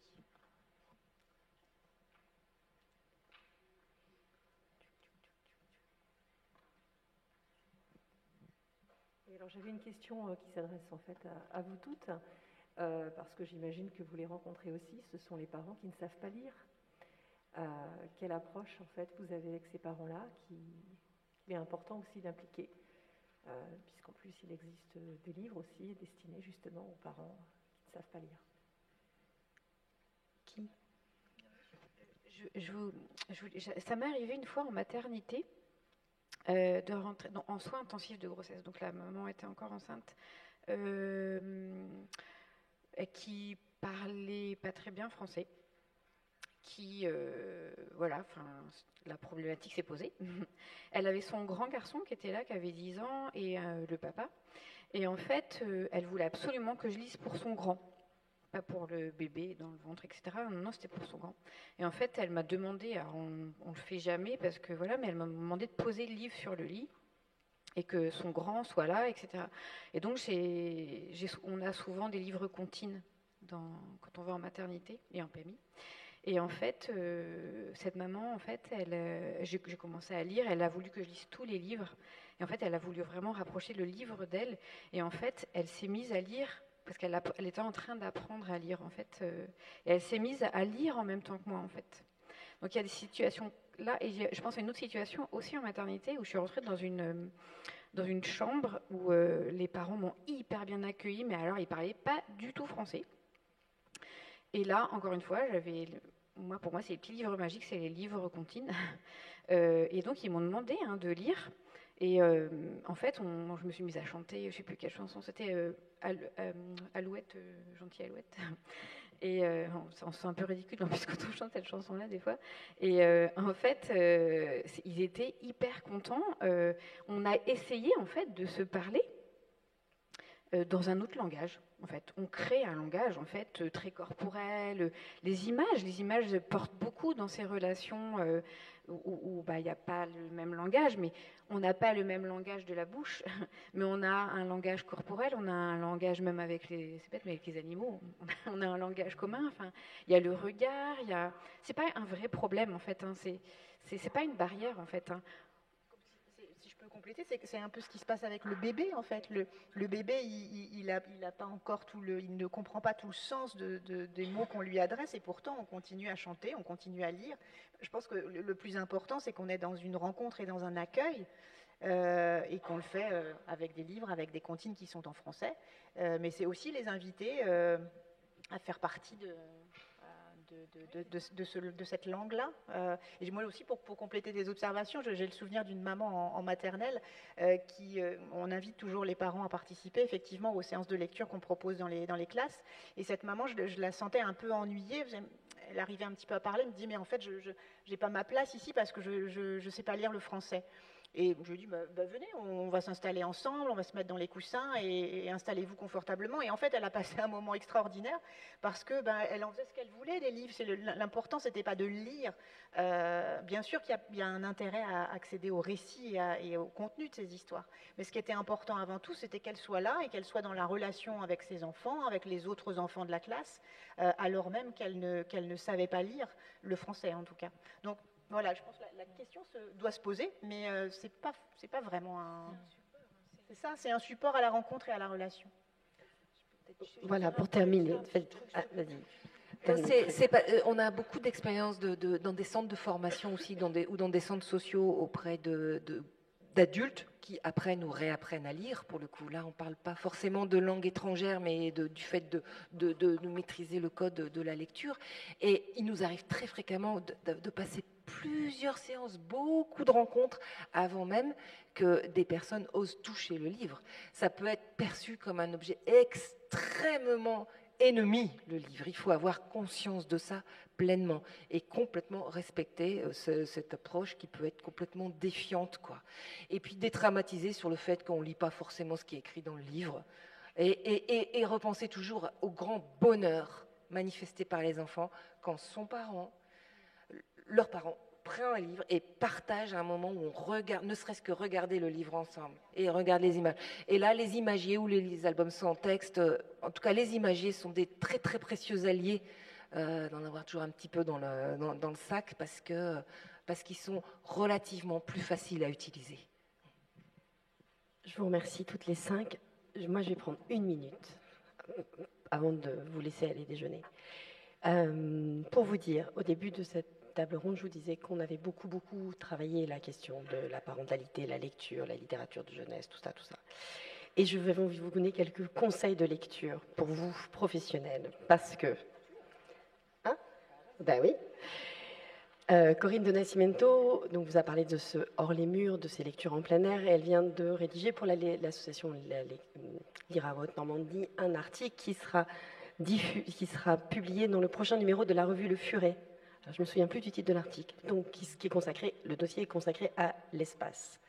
Voilà, donc voilà, dans la suite de la matinée, vous pouvez aller découvrir cet article bientôt dans les bonnes librairies. Non, en fait, c'est sur abonnement Le Furet.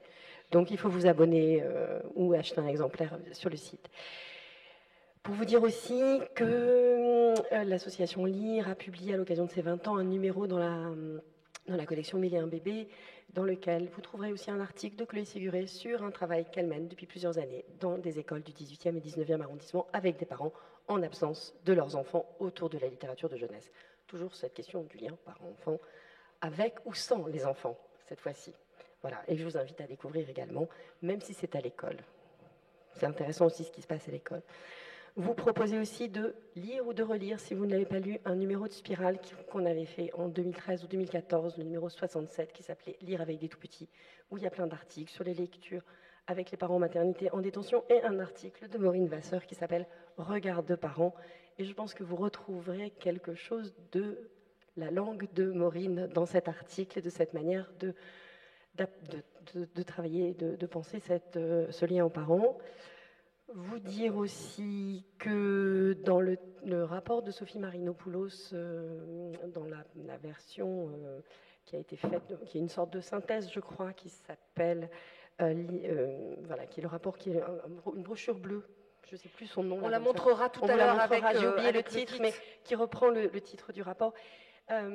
Sophie, dans le cadre de ce travail, de cette mission, avait confié un groupe de travail à Joël Turin sur la lecture avec le tout-petit et avec son parent, auquel avait participé un certain nombre d'associations. Je ne vais pas toutes les citer, mais il y avait Access à Saint-Armand, l'agence Quand les livres relient, il y avait Lire à Paris à l'époque, enfin, Lis avec moi, etc., etc. Et ça a donné lieu à un texte cadre de référence qui s'appelle Lire avec un tout-petit et son parrain.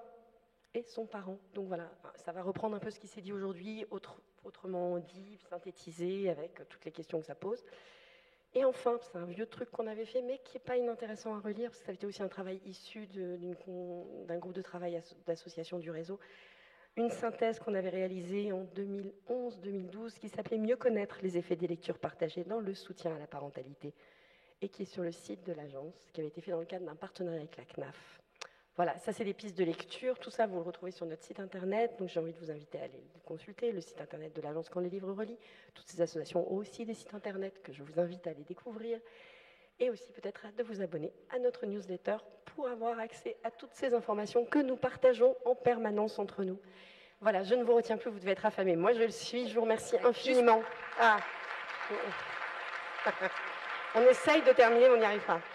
C'est une précision. Peut-être certains d'entre vous n'ont pas récupéré leur farde, ni signé la feuille de présence. N'hésitez pas à le faire. On se retrouve à 14h30.